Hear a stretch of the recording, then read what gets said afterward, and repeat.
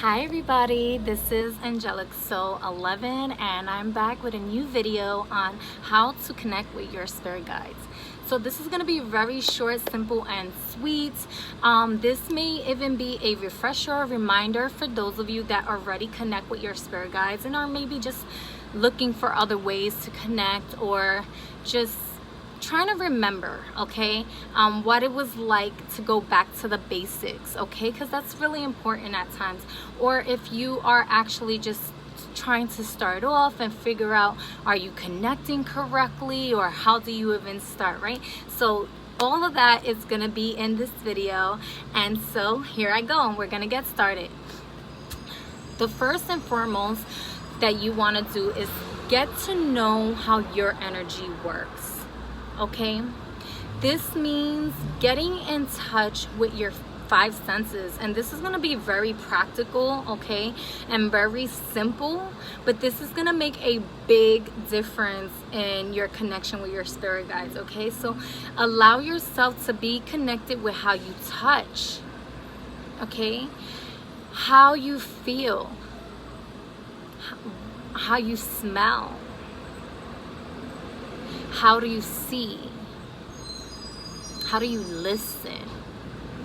Okay, allowing yourself to consciously get in a connection with your five senses in a practical way will allow you to expand your consciousness when it comes down to these five senses, and this is really going to allow you to have a deeper spiritual connection. Okay, this is going to align you mind, body, and soul.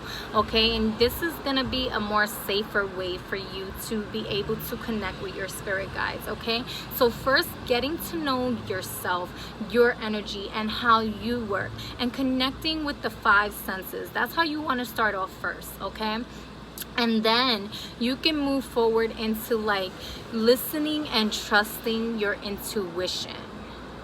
Okay, this is gonna push you to really learn discernment in knowing what spirit guides are for you and which ones aren't.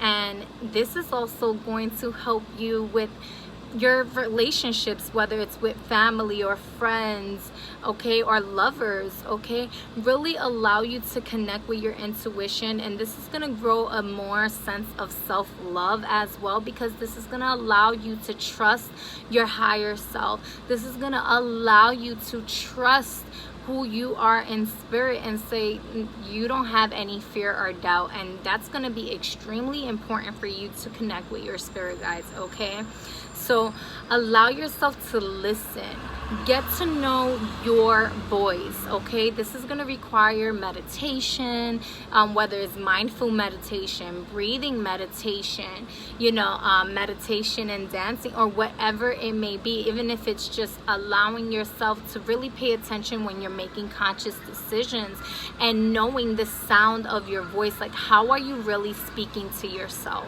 Okay, and where is this voice coming from? Where in your body is coming from? And because you would have already been connecting with your energy and your senses, you'll get a better understanding of where your messages are coming from in your body and what it is that you are saying, what your intuition is telling you. Okay, then the next thing will be like awakening your creative imagination. Okay, that is extremely important, and it's gonna be so much fun when you allow yourself to like meditate. And for some of you, it may be very, very easy for you to just silence your voice, silence your mind, and like get yourself at a blank slate and then allow the meditation to come in and kick in. And for other people, it may take some work. Okay, but the more you allow yourself to connect with your imagination, you allow yourself to really gain the ability to even see or connect deeper with your spirit guides. Okay, because they do connect with us through imagination. Imagination is a big key when it comes down to spirituality. Okay, so really tapping into that inner child and really allow yourself to be in connection with that creative imagination.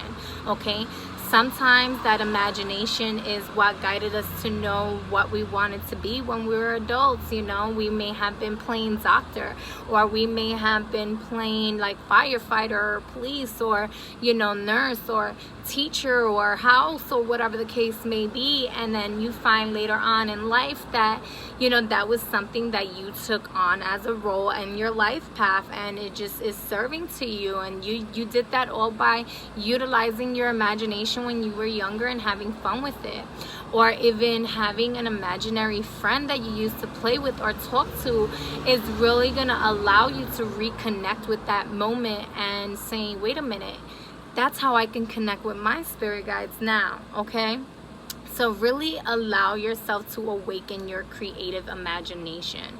Okay, and then consciously work on raising your vibration and opening up that heart chakra. Being in perfect love and perfect trust is really, really, really going to assist in your connection with your spirit guides. Okay, the more you raise your vibration and you consciously are, you know, working with perfect love and perfect trust, you will begin to attract more higher frequency spirits. Okay, though, you know, the ascended masters, the angels and the divas and the gods and the goddesses as well, you know.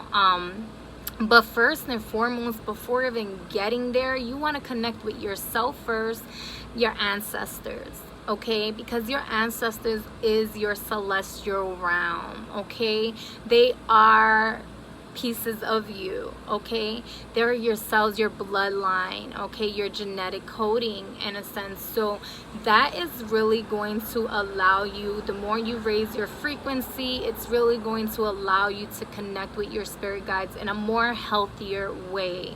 Okay, so that's how I wanted to start that off. I'm going to continue on. If you see me looking down, it's because I'm looking at my notes. Okay, so next I have is, just as there are laws that are governed in the physical realm, there are also spiritual laws. Okay, and these laws are bounded to our spirit guides. And what I mean by that is we have free will.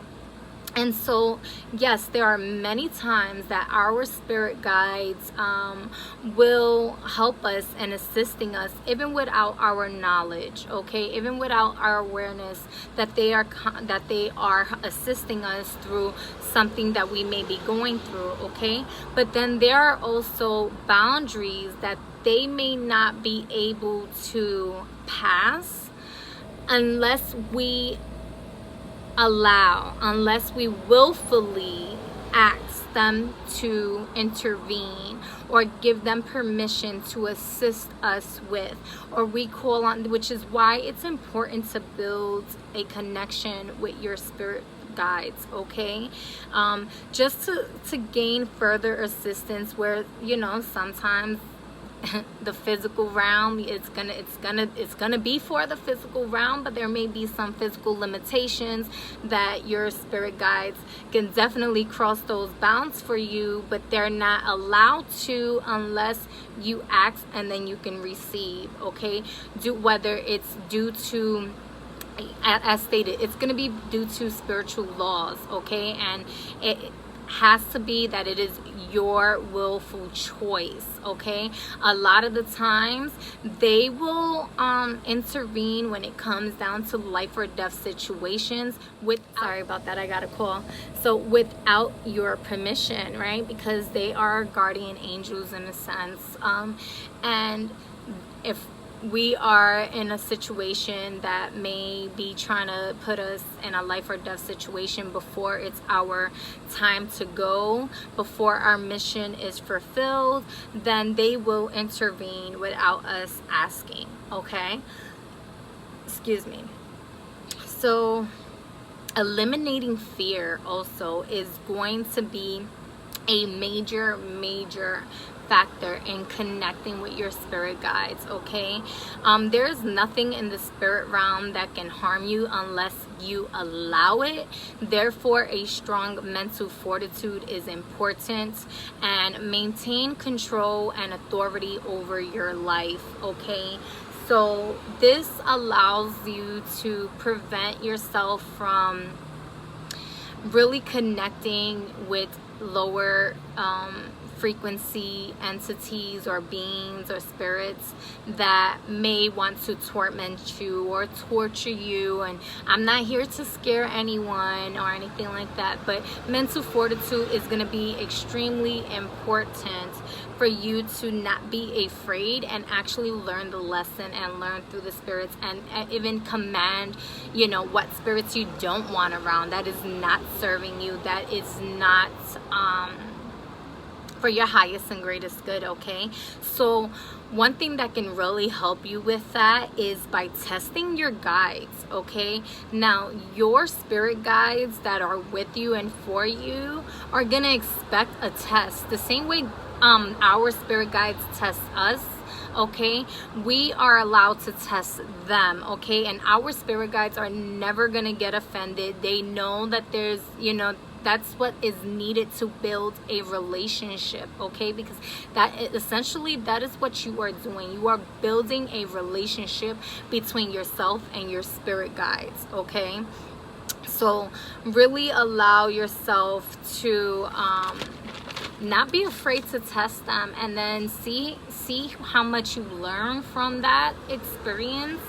And doing a little bit more research on like synchronicities and stuff like that you receive is actually going to allow you to gain more power and less fear, right? Because people only fear what it is that they don't understand. But the moment you know and you understand what is happening, you can overstand the situation and go into it head on without any fear and just a lot of confidence, okay?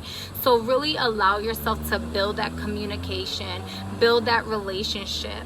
And you can do this by, you know, working with your guides at a certain time in a day, every day. Maybe let's just say like every day at 3 o'clock, okay?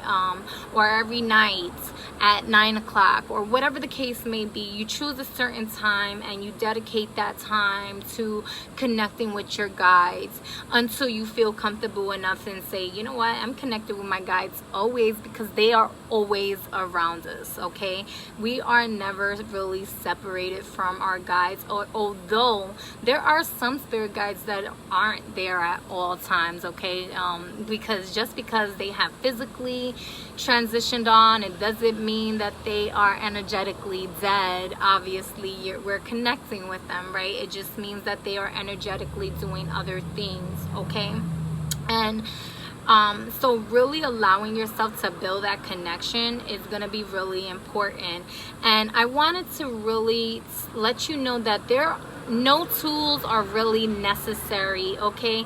All you need is yourself and a quiet space, okay, to do this, and to get into a meditative state if you can, to really allow that process to really get flowing, okay? Can you use tools? Yeah, you can use tools such as like a plant or crystals to really connect with, to really connect with the element of earth, or having a cold glass of water next to you, or salt water, or, you know, just really allow some seashells or something to really allow you to connect with the element of water, okay, which is all the fluid in your body, the water in your body, the blood in your body, etc.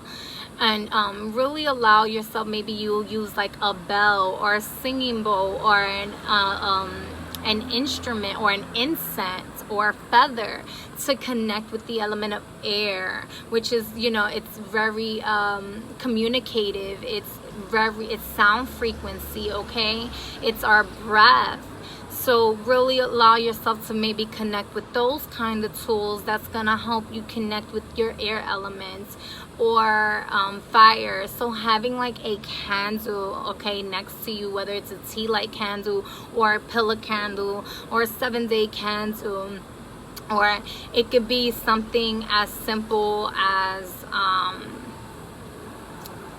fire is going to be the main thing for the fire element, to really connect with your internal light, with your fire, your energetic movement.